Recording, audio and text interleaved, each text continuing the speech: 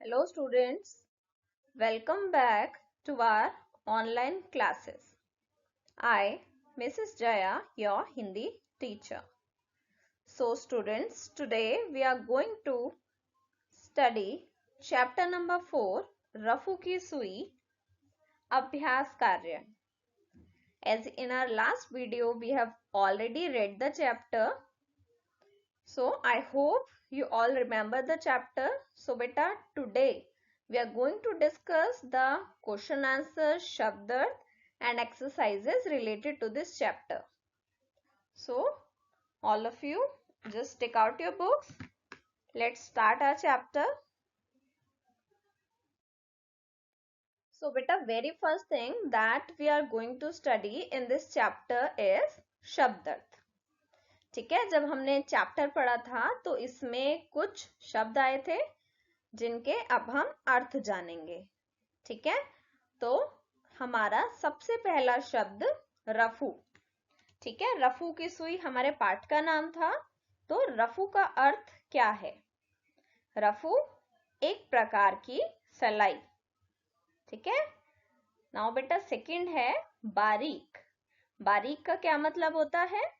पूरे चैप्टर में बार बार सुई अपने को क्या समझ रही थी? बारीक समझ रही थी। तो बारीक का मतलब होता है महीन। तीसरा शब्द है सजावटी। सजावटी शब्द से ही पता चलता है कोई भी चीज जो कि सजावट के योग्य हो। ठीक है, नाउ नंबर 4 लायक। लायक का क्या मतलब है? योग्य। पाठ में सुई ने बताया था जो भी चीज किसी लायक होती है उसका आदर होता है। ठीक है, तो लायक का मतलब था योग्य। नेक्स्ट है बेटा गर्व। गर्व का मतलब है घमंड। तो पूरे चैप्टर में हमने पढ़ा था कि सुई को अपने आप पर, चाहे वो किसी भी परिस्थिति में आई थी, लेकिन उसको अपने आप पे गर्व था, उसने अपना घमंड बनाए रखा था। नाउ नेक्स्ट वन इज खास। खास का अर्थ है विशेष। ठीक है, नंबर 7 आदत। आदत का अर्थ है अभ्यास। नेक्स्ट इज बेशकीमती। बेशकीमती का अर्थ है बहुमूल्य, जिसकी बहुत कीमत हो। ठीक है, बहुमूल्य, बेशकीमती चीज। नेक्स्ट है बेटा तबीयत। तबीयत का अर्थ होता है स्वास्थ्य। चैप्टर के आखिरी में सुई ने बोला था, जब वो ठेले के नीचे आ गई थी, कि मेरी तबीयत खराब हो रही है। तो वहां पर उसका तात्पर्य था कि उसका स्वास्थ्य खराब हो रहा है। ठीक है, तो बेटा आप ये शब्द सब लोग अपनी अपनी कॉपीज में कर लीजिएगा और इनको ध्यान से लर्न कर लीजिए। ठीक है, नाउ बेटा next what we are having in this chapter is उत्तर लिखिए। ठीक है, तो अब हम क्वेश्चन आंसर्स डिस्कस करते हैं। तो पाठ का हमारा पहला प्रश्न है, रफू की सुई अपने आप को क्या समझती थी? तो इसका उत्तर है, रफू की सुई अपने आप को इतना बारीक समझती थी कि उसको लगता था कि वह कढ़ाई की सुई है। तो पूरे पाठ में हमने बार बार सुना सुई के मुंह से कि वो अपने आप को बहुत ही बारीक समझती है। ठीक है, नेक्स्ट क्वेश्चन बेटा, रफू की सुई ने पिन से क्या कहा? तो इसका उत्तर है, रफू की सुई ने पिन से कहा कि क्या तुम सोने की हो? तुम बहुत सुंदर हो और तुम्हारा सिर बहुत खास है। तो जब वो रुमाल से टकी हुई थी रफू की सुई, तो उसने अपने पड़ोसी पिन से क्या कहा था? तो उसने अपने पड़ोसी पिन से पूछा था कि क्या तुम सोने की बनी हुई हो, तुम इतनी सुंदर हो और तुम्हारा सर बहुत खास है। ठीक है, नाउ बेटा नेक्स्ट क्वेश्चन इज, नाली में लकड़ी के टुकड़े को देखकर सुई ने क्या कहा? अब नाली में बहुत सी चीजें सुई के ऊपर से गुजरी थी, तो जब लकड़ी का टुकड़ा वहां से गुजर रहा था तो सुई ने उसको देखकर क्या बोला था? तो इसका उत्तर है, सुई ने कहा, यह लकड़ी का टुकड़ा सिर्फ अपने बारे में सोचता हुआ जा रहा है कि मैं एक लकड़ी का टुकड़ा हूं। ठीक है, तो इसका ये तात्पर्य है कि सुई बोल रही थी कि वो जो लकड़ी का टुकड़ा है वो अपने को बहुत ही महत्वपूर्ण समझ रहा है। वो अपने आप पर बहुत ही घमंड शो कर रहा है। ठीक है, तो सुई ने ऐसा बोला था। ठीक है, नाउ नेक्स्ट क्वेश्चन है, आंख होने पर सुई क्या कर सकती थी? तो पाठ में सुई ने बोला था कि अगर उसके पास आंख होती तो वो रो सकती थी। तो आंख होने पर सुई रो सकती थी, लेकिन उसने बाद में ये बात भी बोली थी कि रोना अच्छे लोगों का काम नहीं है, वृद्ध लोगों का काम नहीं है। तो वो उसने सोचा कि मुझको नहीं रोना चाहिए, और वैसे भी क्योंकि उसकी आंख थी ही नहीं, क्योंकि सुई पहले से ही टूट गई थी ना, तो उसकी आंख थी ही नहीं। ठीक है, तो आंख होने पर सुई रो सकती थी, अगर उसकी आंख होती तो वो रो सकती थी। सुनाओ बेटा, आप क्वेश्चन आंसर्स सभी अपनी अपनी कॉपीज में कर लीजिएगा। ठीक है, अब हम किसने किससे कहा डिस्कस करेंगे। चलिए बेटा, सबसे पहला वाक्य है हमारा, ध्यान रखो और मुझे अच्छी तरह से पकड़ो। ये बात किसने बोली थी? ये बात बोली थी रफू की सुई ने उंगलियों से। ठीक है, तो हमने पाठ में पढ़ा था, जब सुई को वो उंगलियां डिब्बे से बाहर निकाल रही थी तो सुई ने उसको बोला था कि मुझको ध्यान से पकड़ो, नहीं तो अगर मैं नीचे गिर गई तो तुमको नहीं मिलूंगी। ठीक है, तो ये वाक्य रफू की सुई ने उंगलियों से कहा था।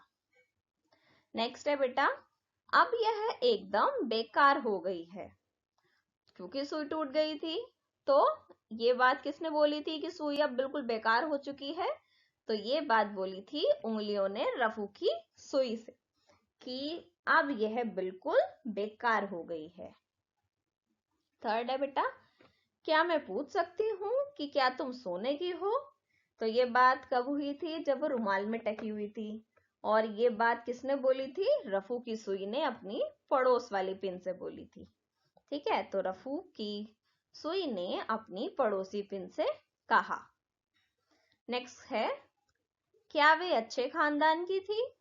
अब ये वाक्य आया था जब बोतल का टुकड़ा और सुई आपस में बात कर रहे थे, उंगलियों के बारे में जब वो बात कर रहे थे, तो उसने पूछा था क्या वे अच्छे खानदान की थी? तो ये बोतल के टुकड़े ने सुई से कहा। ठीक है, so now this exercise is also over, so you just complete this exercise in your books, all of you. तो बेटा, अब हम अपनी नेक्स्ट एक्सरसाइज डिस्कस करते हैं। दो दो शब्द बनाइए। ठीक है, तो बेटा यहाँ इस क्वेश्चन में हमको कुछ वर्णों के समूह दे रखे हैं जिनका प्रयोग करते हुए हमको दो नए शब्द बनाने हैं। जैसे हमें पहला गिवन है आधा च पे एक ही मात्रा। ठीक है, तो ये हमारे पास वर्णों का समूह है, तो इसमें हमें इनका प्रयोग करते हुए दो नए शब्द बनाने हैं।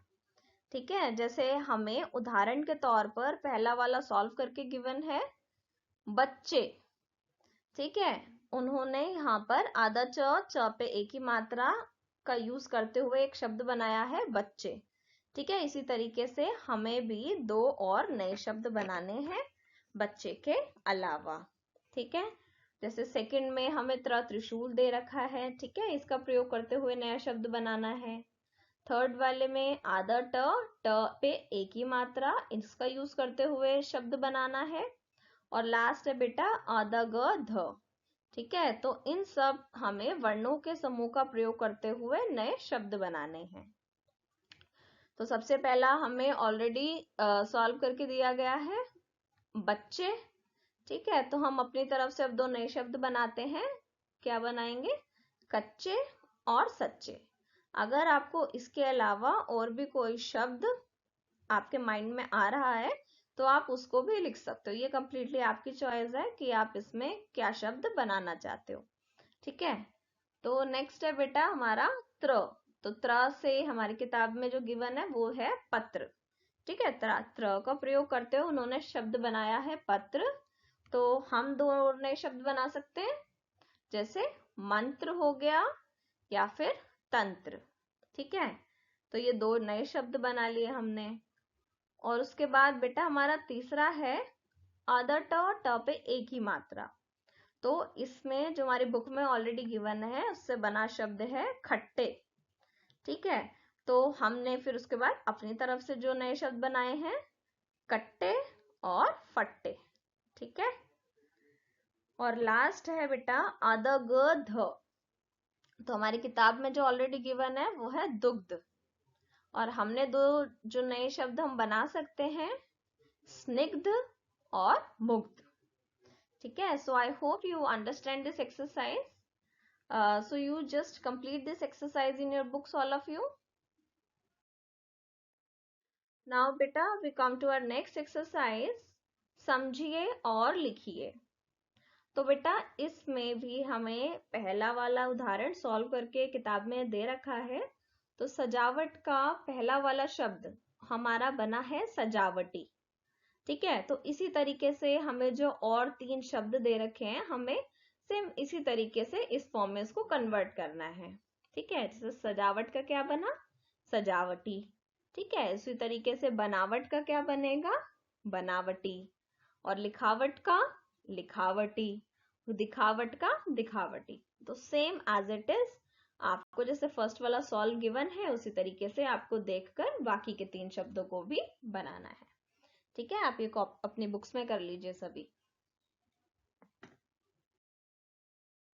नाउ नेक्स्ट एक्सरसाइज है हमारी विलोम लिखिए। तो बेटा विलोम का क्या मतलब होता है, शब्द के उल्टे अर्थ बताने हमको। ठीक है, उल्टे अर्थ बताएंगे हम इसके। तो पहला शब्द हमको जो गिवन है वो है सुंदर।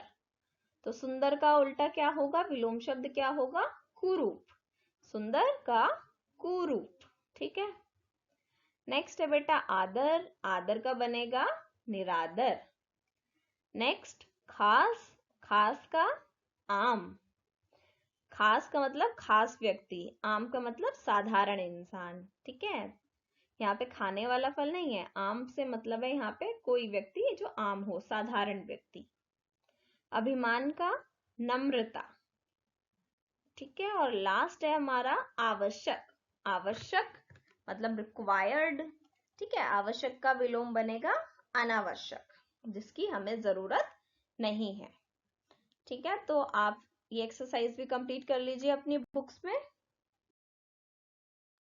अब बेटा हमारी लास्ट एक्सरसाइज है मौखिक उत्तर दीजिए। अभी हमने लिखित प्रश्नोत्तर ऑलरेडी डिस्कस कर लिए हैं। अब हमारे जो लास्ट इस चैप्टर में बचा है वो है मौखिक उत्तर। ठीक है, तो उसमें हमारा पहला प्रश्न जो गिवन है वो है चमड़े से बनी हुई दो वस्तुओं के नाम लिखिए। अब हमें बतानी है जो भी कोई भी चीज अपनी मर्जी से हम लिख सकते हैं जो कि चमड़े से बनी हुई हो। ठीक है, तो हमने इसका उत्तर है चप्पल और बैग। बैग भी चमड़े का बना हुआ होता है। ठीक है, कपड़े का भी होता है, पॉली का भी होता है, तो चमड़े का भी होता है। तो हमने यहाँ पे एग्जाम्पल दिया चप्पल और बैग। ठीक है, आप अपनी तरफ से अगर आपको और कुछ लिखना है तो आप वो भी लिख सकते हो। सुई किस धातु की बनती है। ठीक है, तो सुई किस चीज से बनती है, कौन सा मटेरियल होता है, तो सुई का धातु है स्टेनलेस स्टील। ठीक है, सुई स्टेनलेस स्टील से बनती है। नाउ बेटा थर्ड क्वेश्चन, सोना बेचने वाले को क्या कहते हैं। जो सोना बेचते हैं, आप लोग सभी गए होंगे, उस दुकानदार को क्या बोलते हैं जो हम सोना बेचते हैं, तो सोना बेचने वाले को सुनार कहते हैं। ठीक है, उस दुकानदार को जो सोना बेचता है हम उसको सुनार बोलते हैं। और लास्ट क्वेश्चन है बेटा हमारा अनामिका किस उंगली को कहते हैं। इस चैप्टर में हमने 5 उंगलियों के बारे में बात की थी ना, तो इसमें हमें पूछा है कि अनामिका किस उंगली को कहते हैं। तो जो छोटी उंगली के बाद अनामिका होती है, छोटी उंगली के बाद जिसमें हमेशा सोने की धातु को धारण किया जाता है ना, ठीक है, उस फिंगर को हम अनामिका बोलते हैं। ठीक है, छोटी उंगली के बाद अनामिका होती है। ठीक है, तो बेटा आपको मौखिक प्रश्नोत्तर अपनी कॉपी में करने हैं। शब्दार्थ अपनी कॉपी में कीजिए, लिखित प्रश्नोत्तर अपनी कॉपी में कीजिए और मौखिक प्रश्नोत्तर। और हमने जो बाकी एक्सरसाइजेस डिस्कस करी हैं वो आप अपनी किताब में कंप्लीट कर लीजिएगा। ठीक है, now the exercises and question answers are over, so all of you just complete your work in your books and your copies.